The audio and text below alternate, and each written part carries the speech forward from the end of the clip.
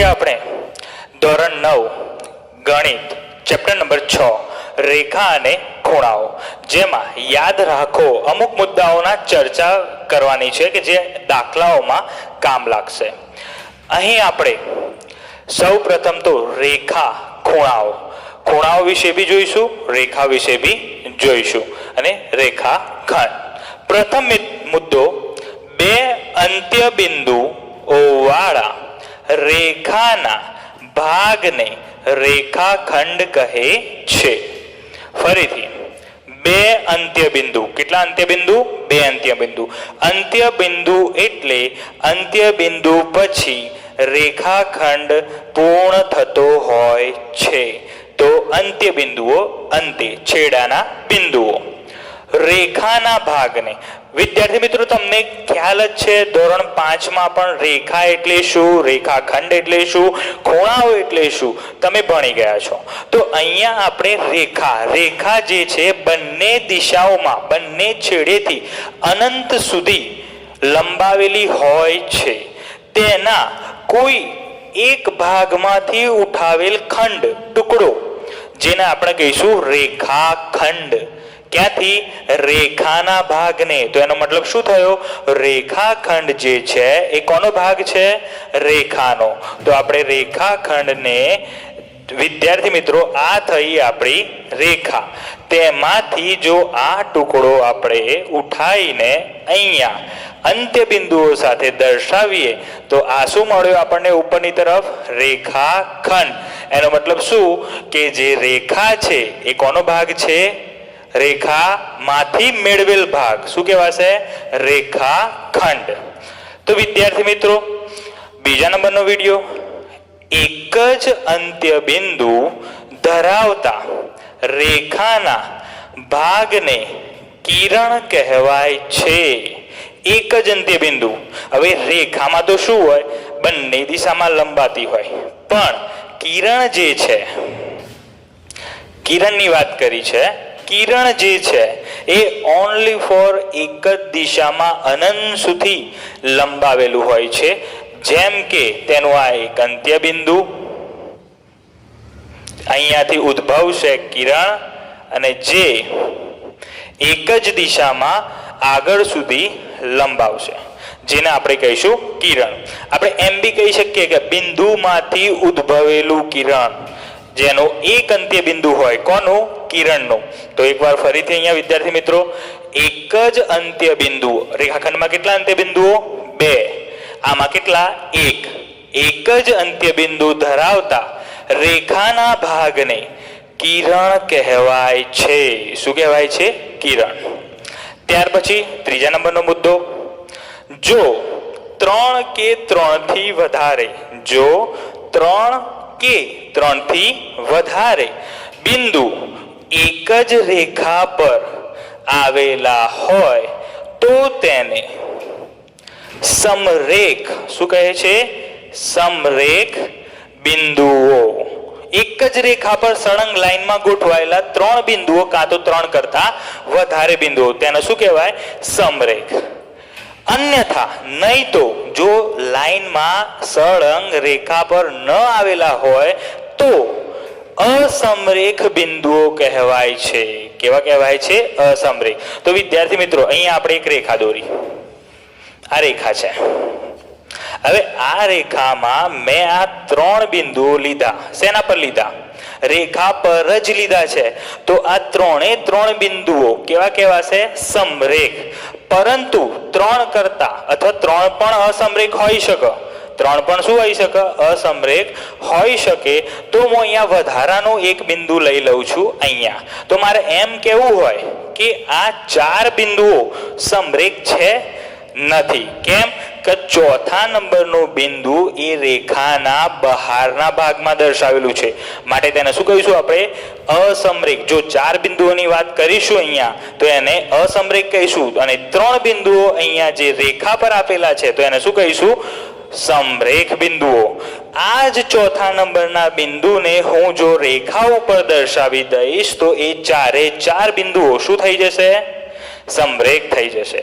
તો 3 માંથી, ચલો આ 3 બિંદુમાંથી મેં બે બિંદુ ઉપર રવા દીધા છે અને ત્રીજું બિંદુ નીચે. તો હવે ત્રણ બિંદુઓમાંથી એક બિંદુ નીચે ગયું, રેખા ઉપર નથી, તો હવે ત્રણ બિંદુઓ અસમરેખ થઈ ગયા. તો ધ્યાન રાખવું ફરીથી એકવાર, જો 3 કે 3 થી વધારે બિંદુ એક જ રેખા પર આવેલા હોય તો તેને સમરેખ બિંદુઓ કહે છે, અન્યથા નહીતર અસમરેખ બિંદુઓ કહેવાય છે. તો આગળનો મુદ્દો જોઈએ, ચોથા નંબરનો મુદ્દો. જ્યારે સામાન્ય બિંદુઓ વાળા બે કિરણ ઉદ્ભવે તો તેને ખૂણો રચે છે તેમ કહેવાય. શું રચે છે? ખૂણો. તો વિદ્યાર્થી મિત્રો અહીંયા નીચે જ ઉદાહરણ એક આપેલું છે, હું તમને દર્શાવી દઉં. અહીંયા માની લો આ છે એક બિંદુ, આ શું છે? એક બિંદુ. આ બિંદુમાંથી બે કિરણ ઉદ્ભવે છે, એક આ દિશામાં જાય છે અને એક ઉપરની તરફ.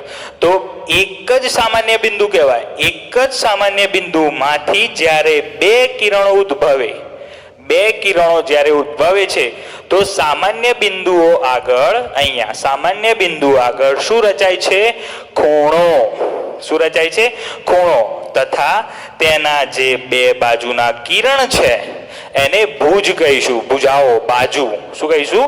બાજુઓ. તો ફરીથી એકવાર અહીંયા જોયું, જ્યારે સામાન્ય બિંદુઓ વાળા બે કિરણ ઉદ્ભવે, કેટલા કિરણ? બે કિરણ ઉદ્ભવે તો તેને ખૂણો રચે છે તેમ કહેવાય. ખૂણાનું શિરોબિંદુ કહે છે.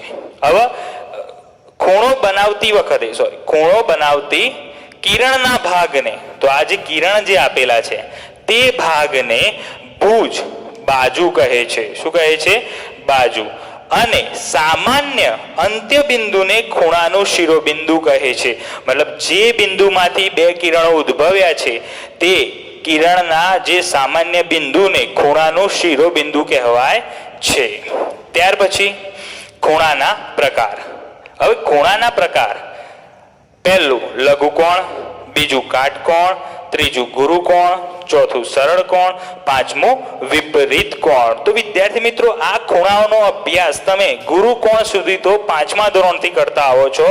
અહીંયા તમારે બે ખૂણાઓ સરળ કોણ અને વિપરીત કોણ જે વધારાના અહીંયા સમજવાના છે. આ વિશે તો તમને જ્ઞાન છે જ.